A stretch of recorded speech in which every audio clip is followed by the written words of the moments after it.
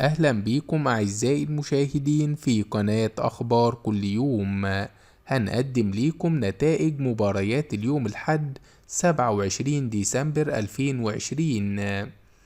النهاردة كان عندنا مباراة واحدة في الدوري المصري الممتاز، كانت بين بيراميدز وسيراميكا كليوباترا، وبيراميدز حقق أول فوز في الدوري وأذاق سيراميكا كليوباترا الخسارة الأولى بالدوري.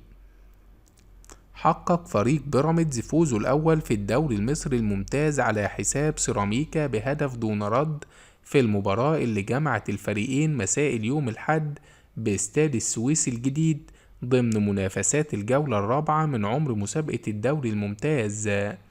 سجل هدف بيراميدز علي جبر مدافع الفريق في الدقيقة 13 من عمر المباراة. بهذه النتيجة بيرتفع رصيد بيراميدز للنقطة الرابعة، محتلا المركز الثاني عشر بجدول ترتيب الدوري، بعدما لعب 3 مباريات، تعادل في واحدة وخسر الأخرى وحقق الفوز في واحدة، وسجل لاعبوه 3 أهداف وتلقت شباكه 3 أيضا. وما زال لديه لقاء مؤجل، فيما تجمد رصيد سيراميكا كليوباترا عند النقطة السادسة في المركز الرابع بعد أن لعب 3 مباريات، فاز في مباراتين وخسر مباراة وحيدة، وسجل لاعبوه 5 أهداف وتلقت شباكه هدفين، وما زال لديه مباراة مؤجلة.